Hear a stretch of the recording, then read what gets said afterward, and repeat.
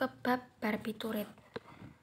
Dalam stadium yang sangat dini, kecemasan bisa diatasi dengan pemberian barbiturat secara oral atau IM.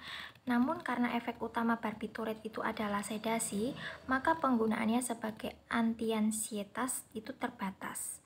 Barbiturat tidak memiliki efek analgesik, bahkan memiliki efek anti-analgesik apabila diberikan pada keadaan nyeri dengan dosis substandar yang tanpa disertai pemberian opioid.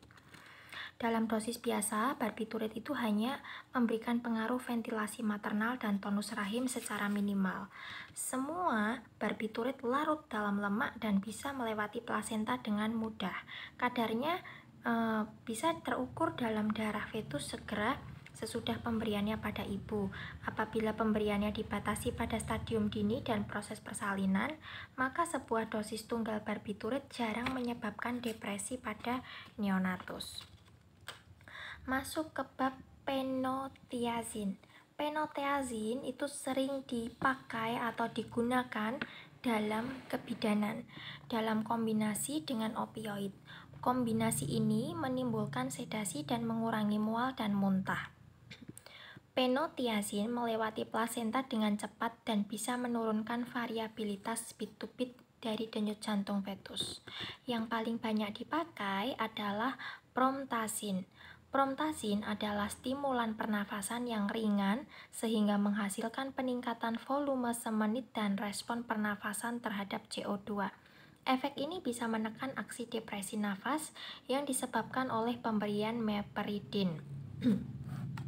Beberapa penotiazin seperti chlorpromazin, promazin, dan prochlorperazin itu jarang digunakan dalam kebidanan karena menyebabkan blokade reseptor A-adrenergik yang bisa menghasilkan hipotensi maternal.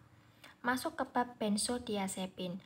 Benzodiazepin sudah digunakan untuk sedasi pada kebidanan, namun tidak populer pada proses persalinan karena efek samping yang bermakna.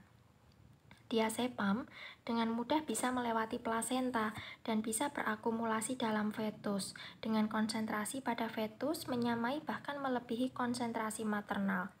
Tambahan lagi, diazepam mempunyai waktu paruh yang panjang yakni 24 sampai dengan 48 jam serta metabolit yang aktif. Desmetildiazepam dengan waktu paruh yang panjang pula yakni 51 jam sampai dengan 120 jam. Walaupun diazepam bisa menurunkan kebutuhan opioid selama proses persalinan, pemberian diazepam yakni dengan atau tanpa opioid memiliki kaitan dengan hipotonisitas, hipoaktivitas, dan depresi nafas pada neonatus, juga mengganggu regulasi suhu dan respon neonatus terhadap stres. Efek tersebut bergantung pada besarnya dosis. Berlainan dengan diazepam, lorazepam, dan midazolam itu memiliki metabolit yang tidak aktif karena keduanya menghasilkan efek amnesia yang poten sehingga klinikus harus menyadari akan kemungkinan berkurangnya recall maternal terhadap persalinan karena kebanyakan wanita ingin mengingat pengalamannya pada waktu melahirkan. Baik, masuk ke bab ketamin. Pemberian dosis kecil ketamin secara intravena ataupun intramuskuler menghasilkan keadaan analgesia disosiatif dengan atau tanpa disertai amnesia. Mula kerja ketamin yang cepat dan lama kerja yang singkat membuatnya tidak populer untuk analgesia pada kala 1 dari proses persalinan. Namun ketamin bisa memberikan analgesia yang efektif sebelum persalinan. Ketamin dalam dosis kecil yakni 10 sampai dengan 20 mg juga bisa diberikan sebagai tambahan pada penderita dengan anestesia regional yang tidak memuaskan. Pemberian ketamin dalam dosis kecil tidak menimbulkan depresi nafas pada neonatus, akan tetapi ketamin menimbulkan efek pada tonus rahim yang bergantung pada besarnya dosis, dan jika digunakan dengan benar, ketamin hanya menimbulkan insiden yang rendah akan terjadinya halusinasi maternal.